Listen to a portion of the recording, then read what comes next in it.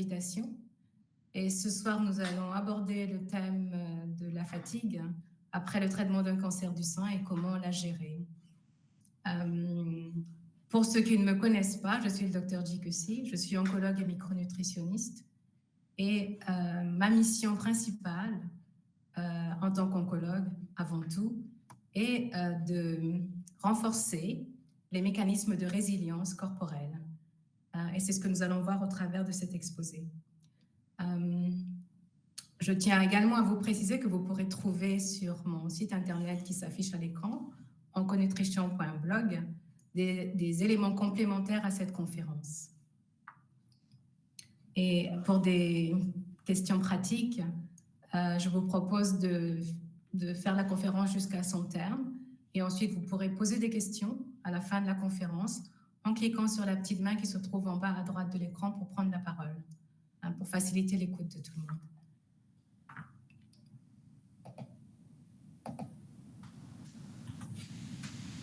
Je tiens également à vous préciser que le contenu de cette présentation vise à vous informer et bien sûr ne remplacera pas votre consultation médicale. Pourquoi s'intéresser à la fatigue post-traitement d'un cancer du sein? Parce que c'est un problème important sur le plan épidémiologique.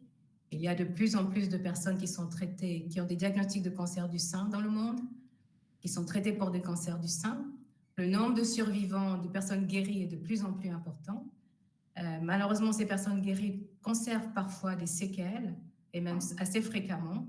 Et le symptôme fatigue a été estimé chez plus de 80% des personnes traitées dans la période de convalescence. Et en plus, cette fatigue peut durer de nombreuses années. On estime qu'elle peut durer au-delà de 5 ans, grevant la vie sociale, la vie familiale, grevant le retour à l'emploi et la qualité de vie en général. Pourquoi je souhaite parler de cette fatigue? Parce que cette fatigue est un symptôme qui est souvent mal reconnu, qui est largement banalisé et négligé par les convalescentes elles-mêmes, parce que la fatigue dans nos sociétés modernes est quelque chose qui est considéré comme normal, surtout après des traitements lourds. On estime qu'il est normal d'être fatigué, et donc c'est rarement un motif de consultation. Les professionnels aussi ont tendance à négliger cette fatigue, parce qu'il s'agit souvent d'une fatigue qui ne s'associe qu'à des symptômes subjectifs, comme des troubles cognitifs, lenteur d'idéation, brouillard cérébral, et puis une tendance à se traîner dans la journée. Et les explorations qui sont réalisées sont souvent stoppées parce qu'on ne trouve pas de problème organique. Et cette fatigue est souvent rangée c'est dans votre tête. Pourquoi je souhaite en parler également? Parce que sur un plan scientifique, toute fatigue correspond à une baisse d'énergie vitale. Et au plan cellulaire, il s'agit d'un défaut de production de l'énergie cellulaire qu'on appelle l'ATP. Lorsque cette crise énergétique va se prolonger, elle peut devenir le lit de maladies chroniques comme le cancer, comme je l'explique dans mon livre, intitulé « Cancer, maladie génétique ou crise énergétique cellulaire ». Et comme le dit également, publié cette année, le Dr Casey Means dans son livre qui s'appelle « Good Energy ». C'est important donc de parler de cette fatigue et de la prendre en charge parce que ces facteurs étiologiques peuvent participer aux récidives. Et c'est vraiment un acte de prévention des cancers que de prendre en charge cette fatigue. Nous allons donc explorer les causes de cette fatigue tout au long de cet exposé. Les causes dont certaines, je vous les liste dans cette liste. Nous allons les voir les unes après les autres. Mais bien sûr, il ne s'agit pas d'une liste exhaustive, comme je le disais. Et en plus, il est important dans l'exploration de la fatigue d'une personne de tenir compte du vécu, des antécédents pathologiques et surtout du traitement qui a été mis en place. Donc, même l'enquête devra être personnalisée. Le but de cette enquête, c'est de faire le bilan des facteurs de la carence énergétique pour que l'accompagnement puisse ensuite être personnalisé. Et en général, il va s'agir d'un accompagnement qui est multimodal, intégrant également des thérapies dites, des médecines dites complémentaires, dans un trépied enfin, j'appelle cela un trépied, qui en général va intégrer de la nutrition, de l'activité physique et un soutien psychologique.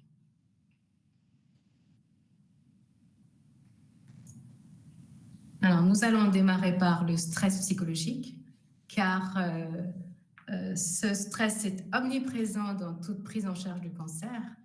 En général, il s'agit d'un stress aigu, souvent à l'annonce du diagnostic, qui va se compléter par des stress répétés au cours des étapes thérapeutiques, au moment de la chirurgie, au moment de la chimiothérapie et de ses complications, au moment de la radiothérapie et même au moment de la mise en route de l'hormonothérapie, puisque beaucoup de personnes peuvent la redouter. Même lorsque le traitement est terminé, il persiste un stress qui est lié à l'angoisse de la récidive. Et il faut savoir que le stress psychologique est quelque chose qui est extrêmement énergétivore, car il va mobiliser des ressources au niveau cellulaire, une surconsommation, une surproduction d'énergie dans un premier temps, une surproduction d'ATP par nos cellules, et la production d'énergie demande des nutriments et des micronutriments, et une surconsommation de cette énergie par les cellules qui tentent de nous défendre contre le danger perçu. En effet, toute sensation de danger va entraîner une réponse cellulaire qui est stéréotypée, qui va se traduire par des perturbations neurologiques au niveau du système sympathique pour nous rendre hypervigilants, des modifications au niveau endocrinien, la sécrétion du cortisol notamment, sécrétion du cortisol qui va entraîner elle-même des perturbations métaboliques avec une tendance à l'hyperglycémie, une augmentation du sucre sanguin, en raison d'une insulinorésistance qui s'installe. En fait, lorsqu'il existe un danger, les organes vont se priver de recevoir du sucre pour le laisser à disposition de la circulation sanguine afin que les cellules immunitaires puissent en disposer pour produire elles-mêmes leur énergie pour aller défendre l'organisme contre le danger qui a été suspecté. Donc, le système immunitaire est fondamental donc, dans la prise en charge du stress psychologique et il va se mobiliser et sa réponse stéréotypée est une réaction inflammatoire qui peut devenir chronique si le stress persiste. Réponse inflammatoire, syndrome inflammatoire chronique qui peut lui-même être le lit de maladies chroniques comme le cancer, ainsi que la fatigue du système immunitaire qui survient lorsque le stress persiste sur une longue durée. Donc, vous voyez que le stress chronique soutenu va entraîner des perturbations, en particulier celles que je viens de vous citer, qui vont favoriser les troubles de l'humeur, des problèmes digestifs, cardiovasculaires, des problèmes métaboliques, un épuisement immunitaire qui peuvent être des facteurs de récidive de la maladie. Donc, prendre en charge la fatigue dans la période de convalescence d'un cancer du sein, c'est bien évidemment gérer du stress psychologique. Et la gestion du stress psychologique, bien sûr, passe par de la réassurance sur le plan psychologique. Mais il ne faut pas oublier que la nutrition est importante dans cette condition, dans le but de rééquilibrer la chimie du cerveau, comme nous le verrons un petit peu plus loin dans cet exposé. Et bien sûr, l'activité physique pour compléter le trépied. Et je voudrais souligner ici également le rôle des thérapies manuelles. On n'en cite que 2, mais il y en a plusieurs autres, bien sûr, comme la kinésithérapie et l'ostéopathie, comme nous l'avons si bien écrit avec Madame Aude Gaspard, qui est ostéopathe. L'ostéopathie permettant, dans cette situation, de restaurer une bonne communication entre les plexus nerveux, en particulier le plexus solaire et le système nerveux central.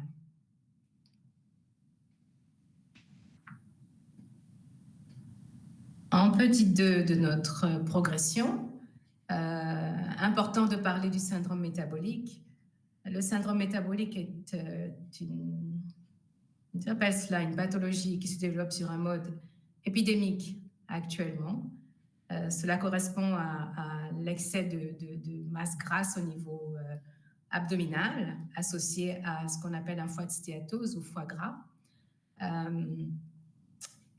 Avec une fonte musculaire des membres, associée également à des problèmes cardiovasculaires, associée à des problèmes cognitifs, associée à des troubles digestifs, de la fatigue en général, et un état de prédiabète ou de diabète déjà installé.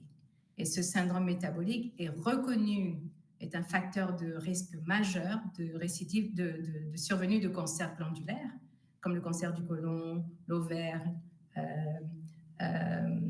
l'endomètre, pour ne citer que ceux-là. Et ce syndrome métabolique, il peut donc préexister à un diagnostic de cancer du sein, mais il peut également survenir au cours des traitements et on peut constater au cours de certains traitements des prises de poids assez conséquentes. Il n'est pas rare de voir des prises de poids entre 5 et 10 kilos dans les sorties de chimiothérapie. Cette prise de poids au cours des traitements est volontiers favorisée par la sédentarité et une alimentation qui devient hyper sucrée par l'effet du stress, par l'effet des perfusions de corticoïdes qui peuvent être répétées de façon hebdomadaire, de façon à des doses qui peuvent être intempestives au cours des chimiothérapies comme le Taxol. Idem pour les perfusions de glucosés qui peuvent être assez importantes, surtout si elles sont administrées de façon hebdomadaire, comme avec certaines chimiothérapies. Je citais le Taxol. Donc, ce syndrome métabolique est favorisé également, peut être favorisé par l'hormonothérapie qui est entreprise au cours des cancers que l'on appelle hormonosensibles, pour compléter la chirurgie après les cancers que l'on appelle hormonosensibles. Et ce syndrome métabolique est également favorisé par l'hyperperméabilité intestinale, les carences nutritionnelles. Il faut savoir de plus que quand un syndrome métabolique est installé, il va augmenter le taux d'œstrogène circulant, qui peut être délétère pour quelqu'un qui vient d'être traité pour un cancer du sein hormonosensible.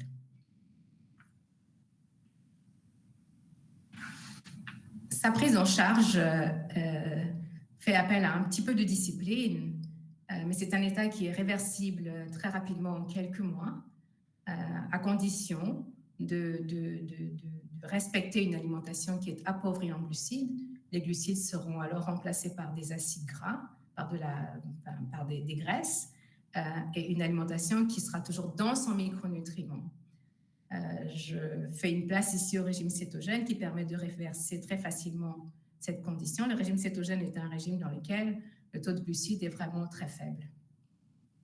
Et bien sûr, associé à cela, il faudra corriger les carences micronutritionnelles et reconditionner les personnels d'activité physique qui permet également de lutter contre ces perturbations métaboliques. Et toujours la gestion du stress, bien sûr, pour favoriser la réassurance et soutenir dans ces efforts qui doivent être persistants.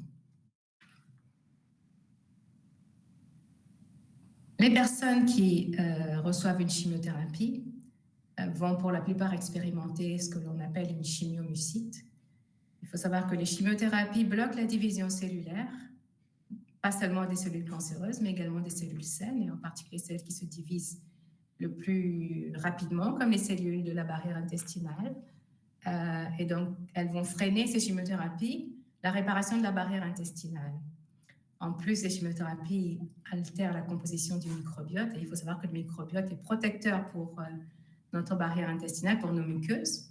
Et donc, la muqueuse étant fragilisée, elle peut s'inflammer, provoquant ce que l'on appelle une chimiomucite. Cette chimiomucite, dans un premier temps, va donner des symptômes qui correspondent à ce que l'on appelle un intestin irritable. Et si elle est de plus en plus altérée, elle devient hyperperméable,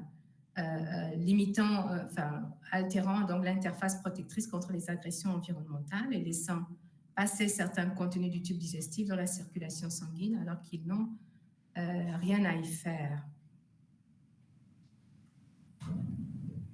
Donc, cette chimiomucite peut être responsable de signes qu'on appelle l'intestin irritable, avec de l'inconfort digestif, avec des aigreurs, des brûlures intestinales, une alternance diarrhée-constipation et l'hyperperméabilité intestinale dont on vient de parler, qui peut donner une inflammation sur le plan local, mais également une inflammation plus globale, touchant des organes cibles comme les articulations, touchant des organes cibles comme le cerveau, donnant des lenteurs d'idéation, de la fatigue générale.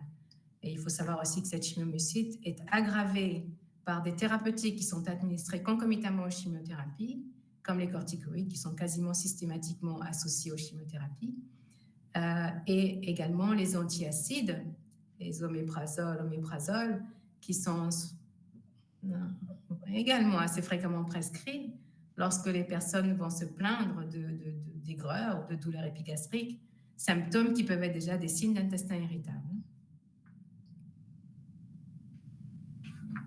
Donc, cette chimiomucite, outre les troubles digestifs que nous avons cités, que j'ai cités précédemment, est responsable de carences nutritionnelles puisque la barrière intestinale, la muqueuse ne peut plus absorber comme elle le faisait par le passé. Ces carences vont générer de la fatigue, une humeur déprimée, idéation lente.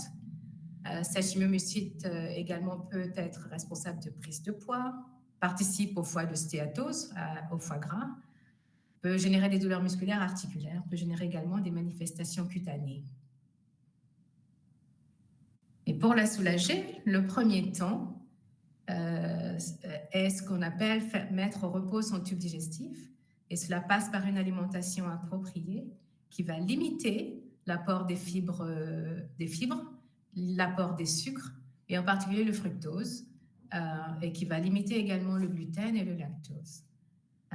Cette alimentation devra être riche en micronutriments, et en particulier ceux qui vont favoriser la trophicité intestinale, comme les oméga 3, comme le zinc, comme le magnésium, comme les vitamines du groupe B, comme la glutamine. Et bien sûr, il faudra corriger l'ensemble des carences nutritionnelles et micronutritionnelles, comme nous allons le voir plus loin. Et compléter cette prise en charge avec les autres éléments du trépied, l'activité physique et le soutien psychologique. Je ne fermerai pas ce chapitre 3 sans vous parler du colostrum, qui est pour moi un incontournable dans la prise en charge d'une chimiomucite pour la réparation intestinale. Donc, le colostrum est le premier lait. C'est ce que toute maman mammifère va produire pour le donner à son bébé afin de le protéger lors de sa venue et de protéger en particulier son tube digestif. Et il existe des préparations commerciales de colostrum bovin et de colostrum ovin, et colostrum de brebis en particulier, celui qui est de meilleure qualité, parce qu'il contient plus d'immunoglobulines. Donc ce colostrum, outre les immunoglobulines, contient de la lactoferrine, des oligosaccharides, des prébiotiques et des acides gras qui vont permettre de renforcer le microbiote et le système immunitaire. Ce colostrum a des effets antibactériens et neutralise les toxines bactériennes. Et ces acides gras oméga 3 et oméga 6 favorisent la résolution de l'inflammation. Pour moi, c'est un atout, un produit qui n'a pas de toxicité, sauf si on est très intolérant au lactose, et qui peut être administré sans interférence avec les autres médications.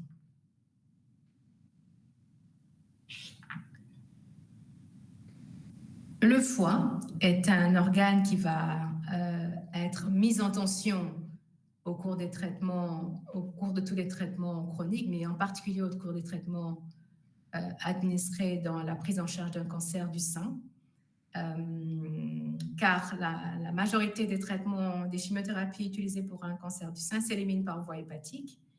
Et donc, ces traitements vont en plus être potentiellement responsables d'une toxicité hépatique en générant du stress oxydant-hépatique, qui peut se manifester en général par une augmentation des enzymes hépatiques, ce qu'on appelle les transaminases, et parfois il peut se produire une véritable hépatite qui oblige à modifier les traitements. Donc ces traitements vont perturber la détoxification hépatique, que ce soit la détoxification des substances étrangères qu'on appelle xénobiotiques ou de nos déchets, parce que nous produisons des déchets au cours de notre métabolisme qu'on appelle endobiotiques. Sur cette diapositive, j'ai tenu à rappeler les phases de la détoxification hépatique. En général, on scinde la détoxification, artificiellement la détoxification hépatique en 3 phases. Et je tenais à souligner que la phase 2 de cette détoxification fait intervenir des molécules qui sont issues de notre alimentation, comme la cystéine, qui est un acide aminé, comme l'arginine, qui est également un acide aminé, comme le glutathion, qui est un composé qui contient 3 acides aminés. C'est notre principal antioxydant intracellulaire, et que cette phase 2 se fait grâce à des enzymes qui vont nécessiter des cofacteurs minéraux comme le zinc, comme le magnésium, comme le cuivre, comme le sélénium, et des vitamines comme les vitamines du groupe B, par exemple. J'insiste sur cette phase parce que lorsqu'on parle de rétablir la fonctionnalité hépatique, la plupart des personnes vont prendre en priorité de la phytothérapie, qui sont des xénobiotiques, même s'ils sont sympathiques, sans s'assurer que leur état nutritionnel et micronutritionnel sont corrects. Sans état nutritionnel et micronutritionnel correct, les différentes phases de la détoxification hépatique ne peuvent pas être réalisées. Et donc, la phytothérapie ne peut être qu'un complément après s'être assuré que la nutrition est adéquate.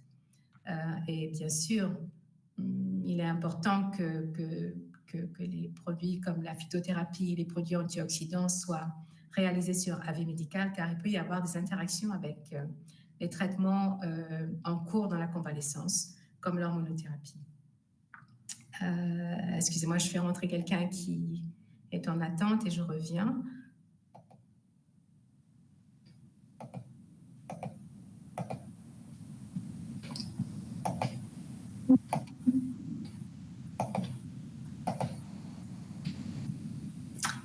Oui. Pour faciliter la fonctionnalité hépatique, on peut également utiliser des techniques de drainage, des thérapies manuelles comme l'ostéopathie qui vont favoriser à la fois la perfusion et le drainage du foie.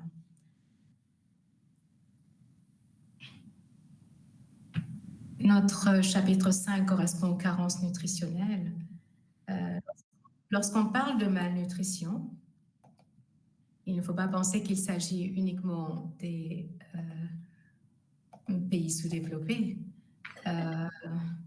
Il existe, y compris dans les pays industrialisés, une malnutrition qui s'installe et qui devient de plus en plus prégnante, comme on peut le voir lorsqu'on réalise des bilans nutritionnels. En fait, les personnes en général ont un apport calorique qui est largement suffisant et peut-être même excédentaire. Et on note de plus en plus une malnutrition micronutritionnelle qui s'installe, comme on peut le mettre en évidence certaines études épidémiologiques qui ont été réalisées à grande échelle, comme l'étude Suivimax. Et donc, il existe une carence micronutritionnelle, des carences micronutritionnelles dans la population. Et donc, on peut rentrer dans un parcours de soins pour un cancer avec des carences micronutritionnelles déjà installées. Et ces carences peuvent s'aggraver au cours des traitements, favorisées par des difficultés alimentaires, comme on peut le voir au cours des chimiothérapies. Les problèmes de nausées, de troubles du goût, qui vont modifier les prises alimentaires, les problèmes liés à la chimiomucite qui ralentissent l'absorption de certains micronutriments, les problèmes de diarrhée qui vont entraîner leur évacuation sans qu'ils soient absorbés, les problèmes de stress et des troubles métaboliques que nous avons cités précédemment, qui vont favoriser une alimentation riche en sucre, sachant que les sucres et surtout les sucres raffinés ont un rendement micronutritionnel qui est quasiment inexistant. Et toutes les formes de stress, qu'elles soient physiques ou psychologiques, sont énergivores. Et qui dit augmentation de production d'énergie, qui dit augmentation du renouvellement cellulaire, dit augmentation de la consommation des nutriments et des micronutriments. Donc, ces carences nutritionnelles s'évaluent sur le plan biologique.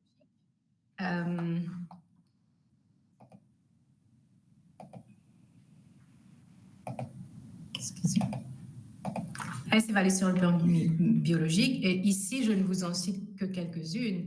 Il est entendu qu'il faudra, pour chaque personne, faire une enquête clinique qui va analyser l'assiette de la personne, son mode alimentaire habituel, qui va analyser les paramètres de l'examen clinique pour produire une ordonnance qui va analyser ces différentes carences.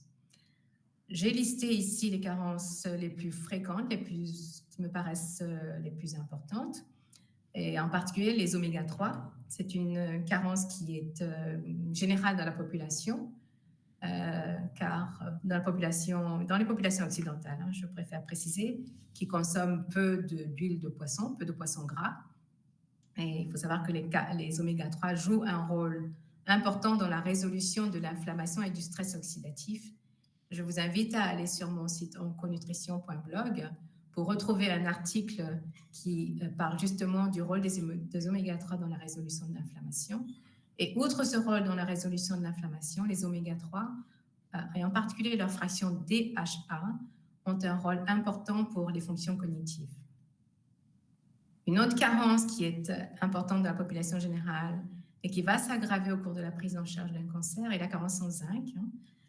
Cette carence va générer une asthénie psychique qui parfois peut s'accompagner d'agitation physique.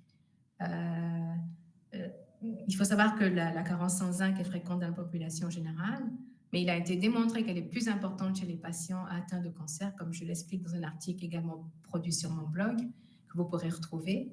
Et le zinc est important pour les fonctions majeures pour les fonctions immunitaires,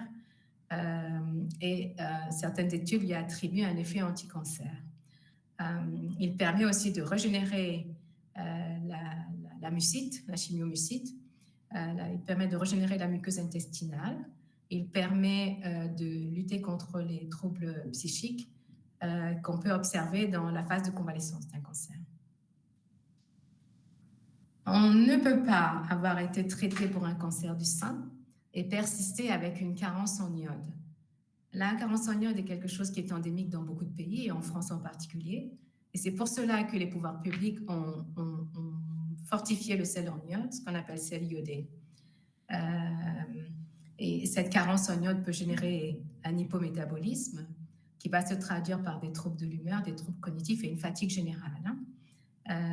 Et très important aussi, des études épidémiologiques ont montré que la carence en iode est associée à une augmentation du risque de cancer glandulaire et du cancer du sein en particulier.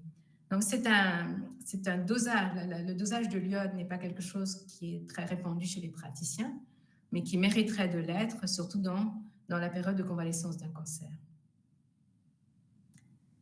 La carence en fer également est une carence qui est très fréquente chez les personnes en âge de procréer, du fait des règles qui éliminent tous les mois une certaine quantité de fer,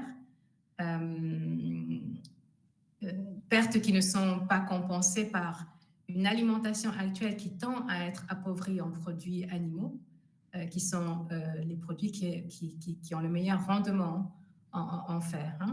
Et il n'y a pas de vitalité psychique ou physique sans fer, car le fer permet, dans la molécule d'hémoglobine, de transporter de l'oxygène jusqu'à nos cellules, afin que la mitochondrie puisse produire l'énergie universelle dont nous avons parlé précédemment, qui s'appelle l'ATP.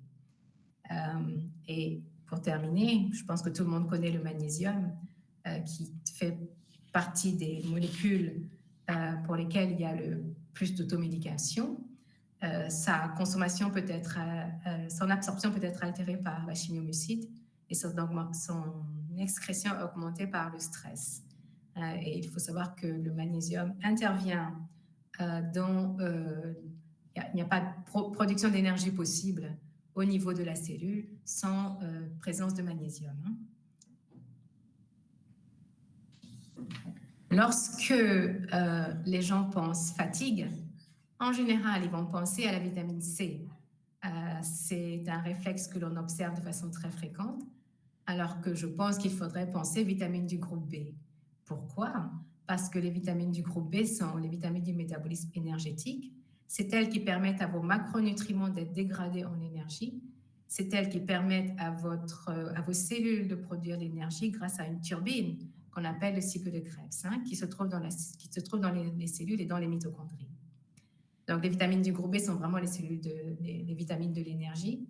Ce sont également les vitamines qui permettent le métabolisme de vos neurotransmetteurs, ce qu'on appelle la dopamine, la sérotonine par exemple.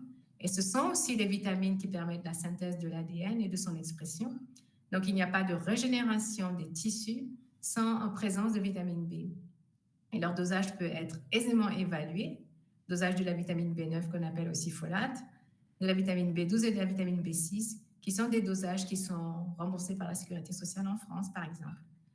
Le dosage de vitamine B1 n'est pas remboursé en France, bien que ce soit une carence qui ne concerne pas que les pays pauvres.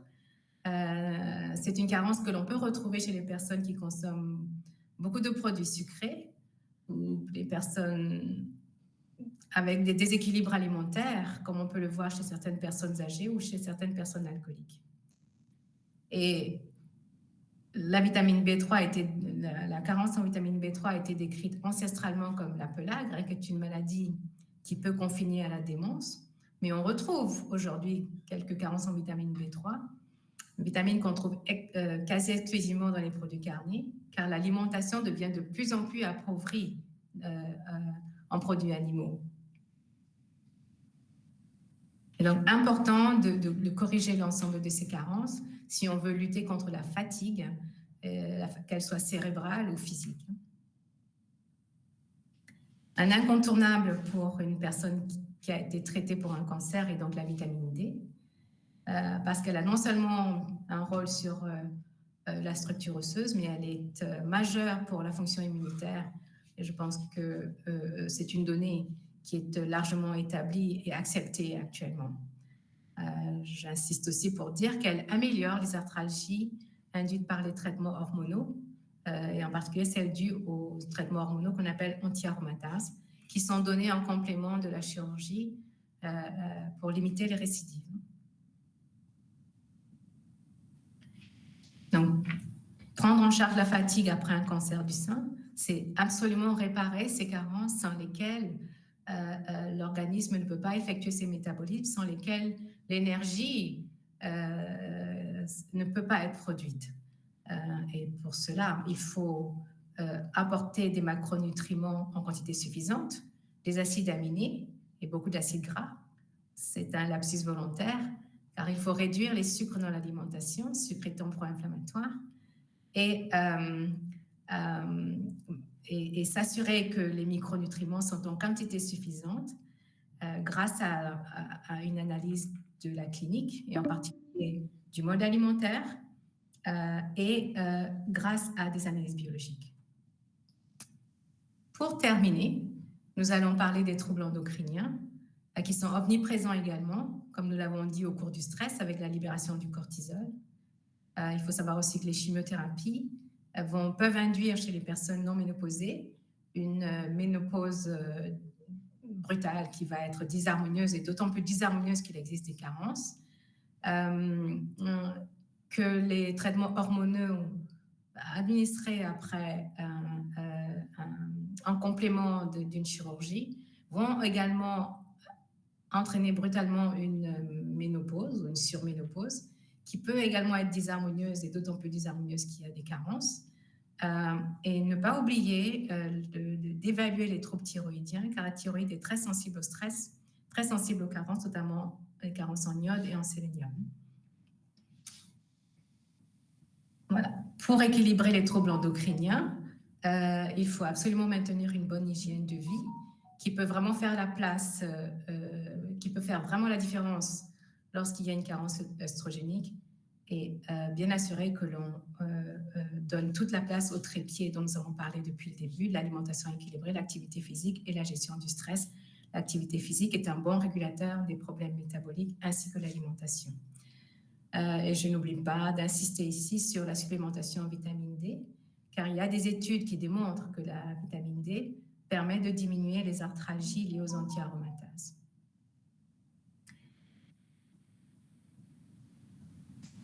Je termine avec cette diapositive sans aller plus avant. Je ne vais pas m'étendre sur les séquelles chirurgicales, les séquelles post-radiothérapie, les perturbations d'image corporelle et les troubles de la sexualité, car elles feront lieu d'un webinaire que nous avons prévu prochainement dans la série qui est à venir, et dont vous pourrez être informé si vous suivez l'actualité sur onconutrition.blog. Je vous remercie de votre écoute, et je suis disposée à répondre à vos questions si vous en avez.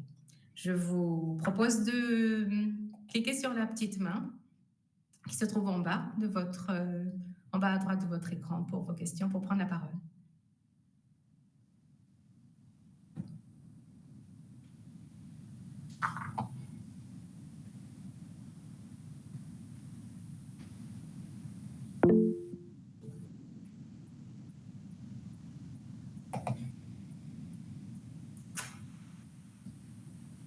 Nous vous écoutons, Mathieu.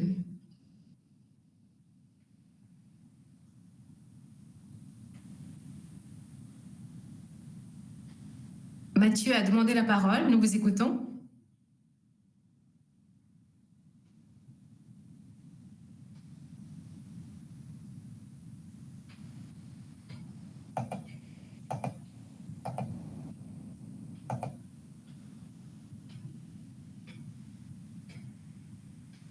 Est-ce qu'il y a d'autres personnes qui souhaitent intervenir puisque Mathieu...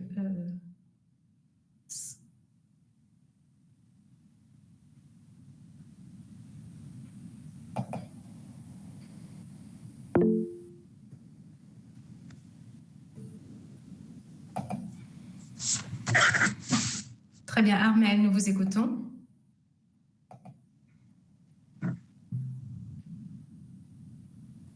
Est-ce que vous m'entendez, Armelle?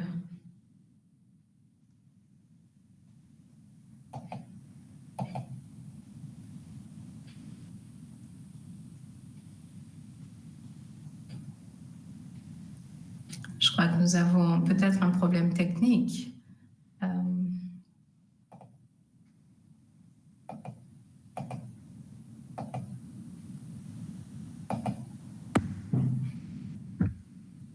Armelle, on vous écoute.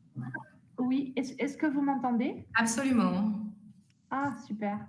J'ai une connexion Internet qui est toute faible. Si ce n'est pas audible, je mettrai la question par écrit. D'accord. Pourquoi pas? Je me demandais, qu'est-ce que vous conseilleriez à quelqu'un qui en situation de post-cancer, donc il n'y a plus de suivi régulier à l'hôpital, etc. Oui.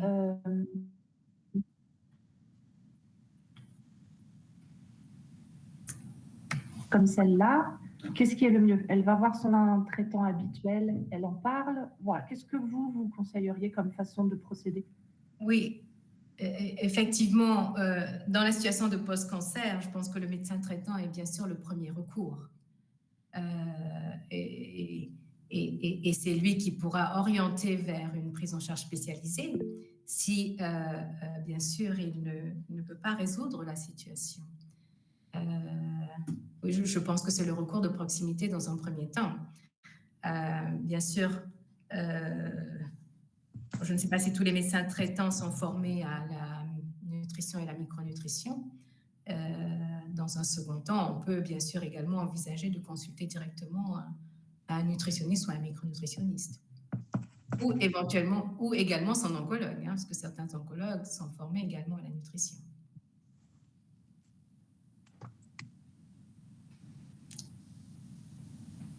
Armelle, est-ce que vous avez une autre question? Pour l'instant, c'est bon. Merci. Oui. Merci de votre question.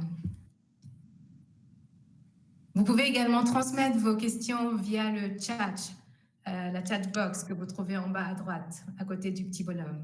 Si vous n'arrivez pas à transmettre vos questions, enfin, à parler, enfin, ou pour ceux qui ne souhaitent pas s'exprimer en live.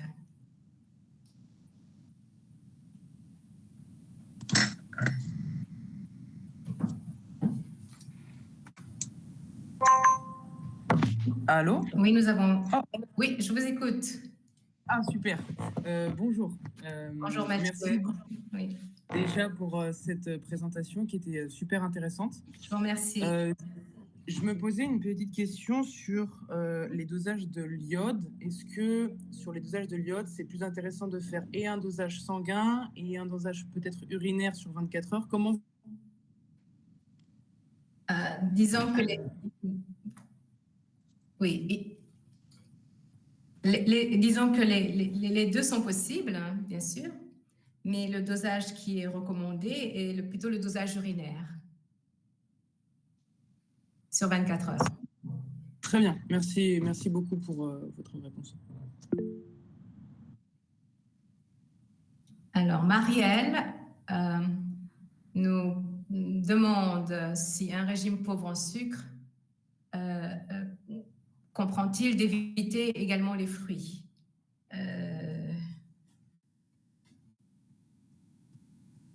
Comment je vais répondre à votre question, Marielle? Un excès de fruits est un excès de sucre également. Est-ce qu'il convient d'éviter tous les fruits? Ce n'est pas mon propos. L'idée, c'est d'éviter l'excès de sucre. Effectivement, si vous mangez un ananas, une banane, une mangue dans une journée, ça fait un excès de sucre. Il existe des fruits qui sont pauvres en sucre, qu'on peut tout à fait adopter au quotidien. L'idée, c'est que la quantité globale de sucre soit la plus faible, à mon sens, en tenant compte du sucre des fruits.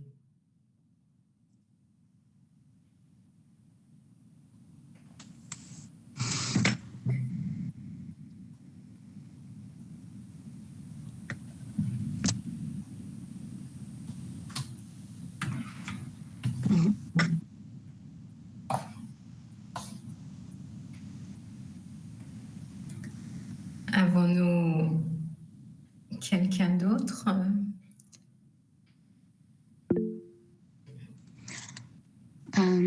Bonjour docteur. Anne, bonjour. Enchantée. Bonjour. Enchantée, Anne.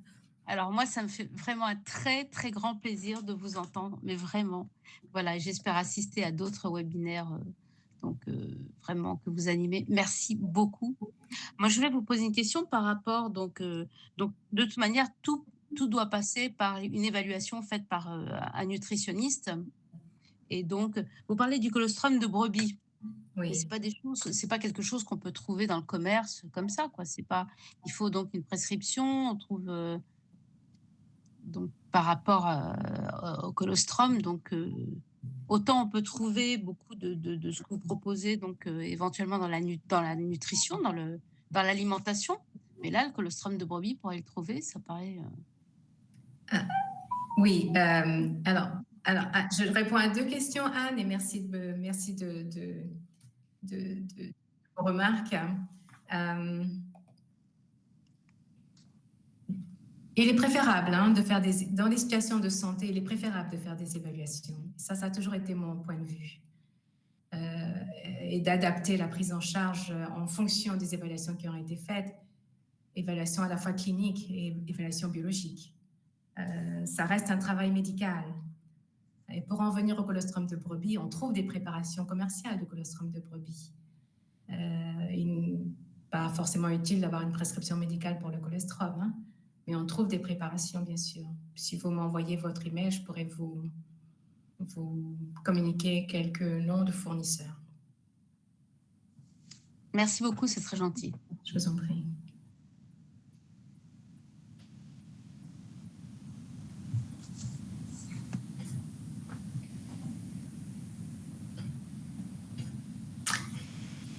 Voilà, nous n'allons pas tarder à être...